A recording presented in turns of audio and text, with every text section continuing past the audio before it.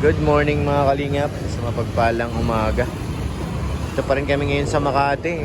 Ito yung lugar kung saan tayo nung araw nagkatrabaho. Yung stoplight na yan. Naalala ko dyan yung kaibigan ko na bundol eh. Bundol ng kotse habang tumatawid kami dyan guys. Sobrang sama ng pakaramdam niya. Hindi niya namalayan na may kotse parating. Ayan, nabundol. Marami nang pinagbago dito. Masyado ng mayaman. Dati ano lang to eh. Maliliit ang bahay dito. Ngayon puro nito sila. Matataas. Mga high-rise lang.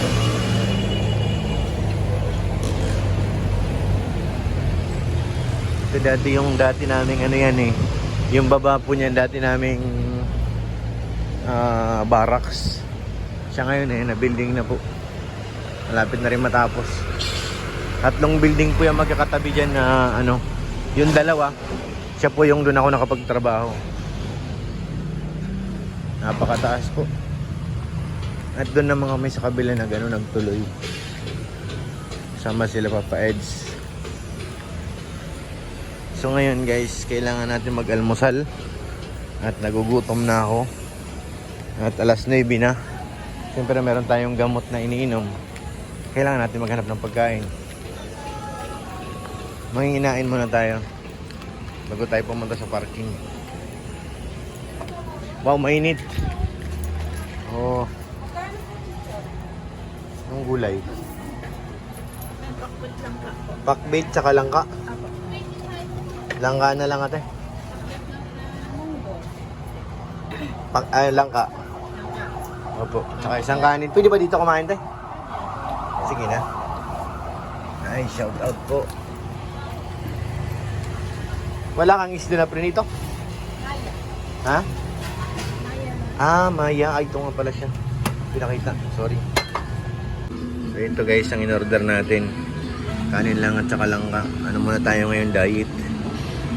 At pag ano naman, puro karne. Kaya ngayon, gulay naman. Si Papa Eds, nakapag-almusal na po sa taas. Ay, yung kasama lang dun sa hotel ay 2 tao lang. Sila Tol Jello lang at saka si Papa Eds. Kaya kailangan natin lumabas para kumain. Kain po. Pa-comment lang po kung sino may gusto ng gulay natin na ulam. So yan, tapos na tayo kumain guys. Hindi ko nagustuhan ng gulay. Kaya halos walang bawas. So ngayon, ikot-ikot naman tayo. Mag-scout tayo dito. Dami may scout yata dito ay. Scouting sa Makati. Ay grabe. Napakaganda na dito.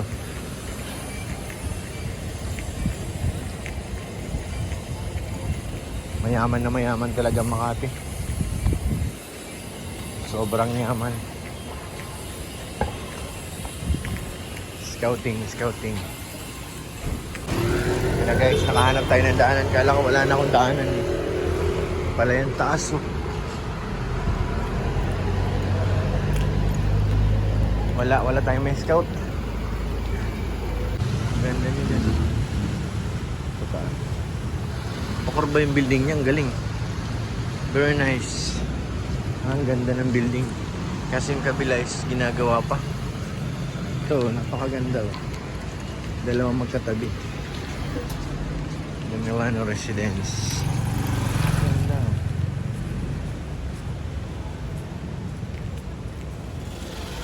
Lakad ulit. Ayan. Dito tayo sa gitna. Tingnan ko. Lakad-lakad.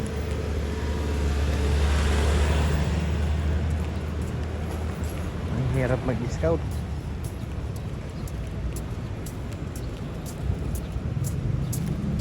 Sayang itong isa nakatiwangwang. Nakatenga.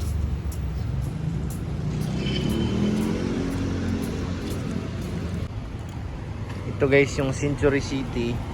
Nung araw na nandito ako, isa po itong bakanting lote. Nung early 2007. Dati siyang ngayon Medical City. Dating bakanting lote ito dito, malawak.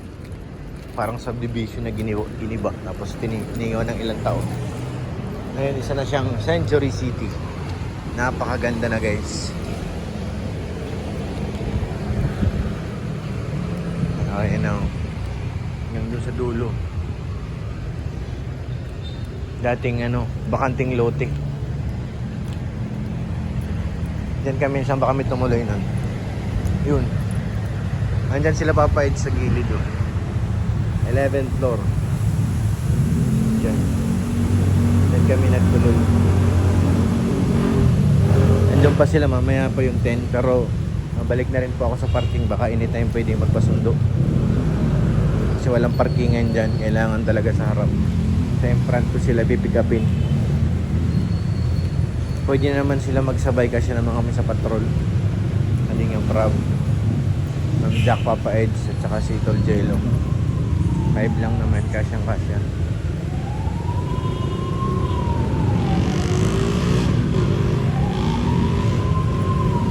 Ito, Century Mall. Tad-tad na ba pati ng CCTV? May ambulance. There's a lot of ambulance. Ito nung araw dito mga kalingap, dito kami nagro-roll call. Wala pang kalsada to dito. Meron din dyan isang mall na giniba na. Ayun talaga, dyan ako nagpinakamatagal sa building na ito. Ito, ang tapat natin. Tapos ito, dalawa yan. Taon po, halos 3 years ako dito nagtrabaho. Nakakalomo po ang sahod namin kung magkano lang. Isang araw is 160 ang sahod namin kada araw.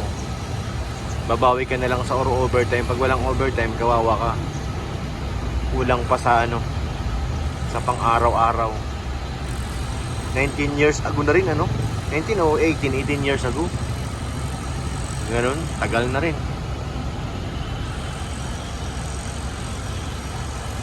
Tagal din tayo dito. Araw-araw, pasok. Pateros to, to Makati. Mas mabilis pa po nung araw yung nung araw pa naman, matraffic na eh. Mas mabilis pa yung bike kaysa mag-commute ka. Kaya parang 2 bike po ang nabili ko dito nung time na yon. Kasi yung isa nanakaw. Dito po ang roll call namin nun, dito sa na to. Diyan kami napasok. The Avenue site. Tapos nandun ang opisina namin sa may na yun. May puno ng kahoy. Diyan. Opisina namin dati. Nandyan yung mga project engineer. Tapos yun nga, yung barracks namin. Ayun yung puti na yan. Diyan yan. Yung baba niyan. Yung barracks. Tatlo po ito magkakatabi. Tagal na rin May dalaga na ako ngayon.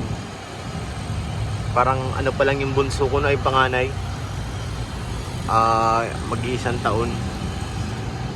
Tagal na rin ang panahon bago ako nakabalik dito. Magwa 1 year old yung panganay ko. Dito tayo na-assign. Sa sahod, sakto lang pambayad sa 1 linggo. Pambayad sa utang. Kaya tsaga-tsaga na lang sa overtime. Pag may overtime mga Ayan may sa taas. Grabe din ang hirap dito. Hindi rin biro. Napasok ka alas 7, uwi ka alas 10 ng gabi. Tinaga natin yun. 3 years. Tagal. Wala pa yan. Ngayon yung mga bakanting lupa. Yan, Century City. Yung mga bakanting lupa nung araw. Yan na yun. Taas na. Tatayog na. Nakakalula ng tingnan. Ito dito, bago rin to. Yan tinarhan namin. Isa na yan. Diyan kami tutulog ngayong gabi. Kagabi. Bilis lang ng panahon. Nakakalula ng mga building. Yung na yan, yung gilid na yan ito. May scaffolding kami dyan patasin. Diyan ako nadaan kaysa maghagdanan. Wala kasi kaming elevator dyan ng araw. Hagdan talaga. Naaalala ko pa noon nung bago akong pasok. Yan po yung na yan. Guest parking pababa yan. Dito sa kabilang side yung pataas. ang ano namin, rampa pa kami nadaan, hindi sa hagdan, rampa. Hanggang doon sa fourth floor, ayan may swimming pool yan eh. Diyan nag-ano yung ano namin eh. Lakad kami hanggang diyan. Mano-mano may pasan kang semento. May pasan na tubig. Araw-araw po yun sa loob ng 1 linggo. Yung mga kasabay ko noon, siguro nag-apply kami mga 20 na na helper. Ang natira lang parang 3 lang kami. Yun na naging mga kaibigan ko, yung 3 na helper na naiwan. Yung iba talagang hindi nila kinakaya eh.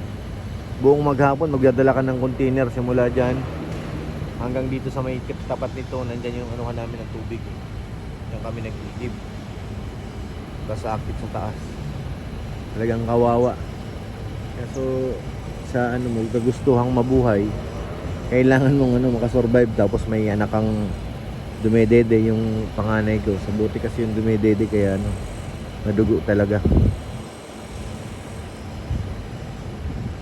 Kaya yan, nabuo namin yan. Ang dami mga pagsubok. Ito yung last ko dito, siguro mga ako dito 1 year lang itong gitna, itong matagal dito sa una. Sa pangalawa, iba na kasi ang bus dyan eh. Iba ng contractor dyan. Yan ako napasama. Mga 1 taon din bago ko sila iniwan. Mataas na rin kami noon eh. Almost halos patapos na yan eh. Yung buhos. Iwanan ko sila. Okay, may mga tao na yan. Parang condotel din yan eh. Yung design nila. Puro na mga foreigner. Dati mga Pilipino kasi mga manggagawa lang. Ngayon puro foreigner na makikita mo dyan sa loob.